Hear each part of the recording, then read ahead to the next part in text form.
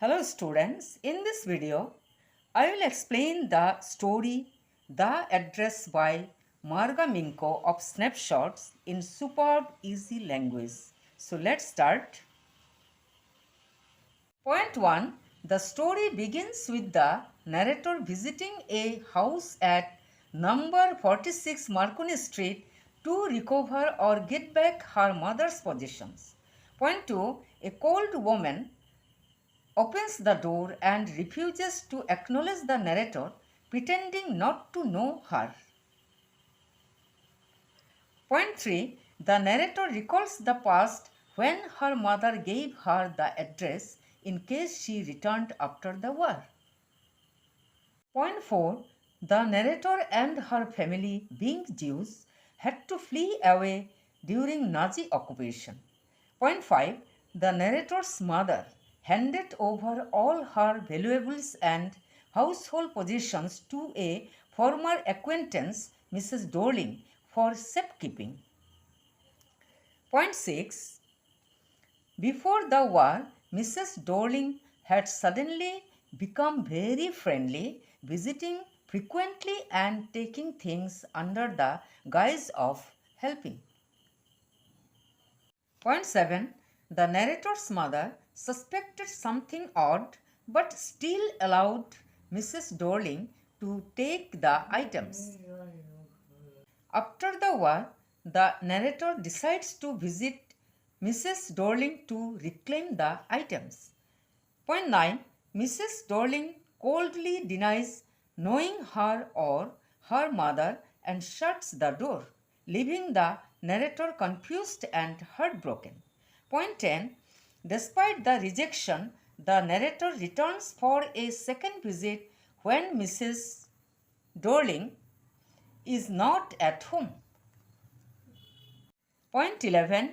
She is let in by Mrs. Dorling's teenage daughter who does not know the full story. Point 12. Inside the house, the narrator notices familiar objects, the cutlery, tablecloth, teapot, antique plates, all once owned by her family. Point 13. Instead of feeling comfort, the narrator feels uncomfortable seeing her family's things used by strangers. Point 14. The narrator experiences a mixture of nostalgia, sorrow, and anger, realizing that these objects cannot bring back the past. Point 15. The musty smell of the furniture brings back powerful and painful memories of her life before the war.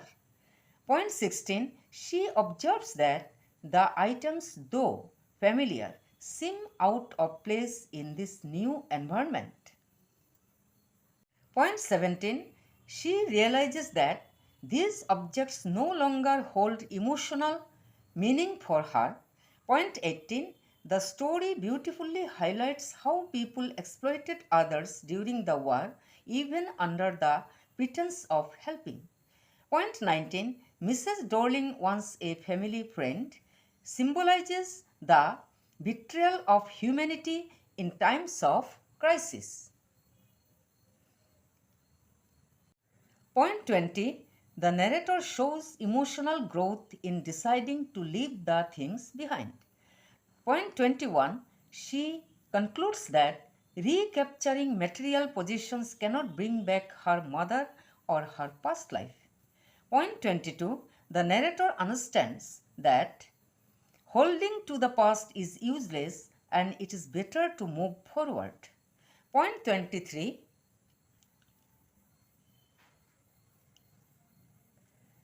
Here, the address itself becomes a symbol of memory, betrayal, and loss. Point 24.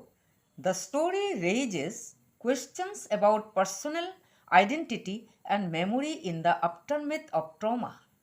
It comments on human selfishness. Point 25.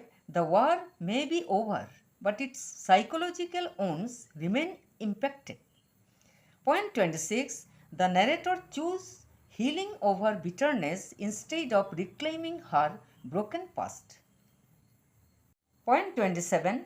She walks back to the station.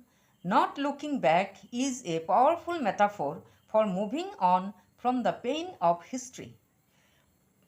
This is the last point. Point 28. This story is a touching analysis of how war dehumanizes relationships and erases familiar structures.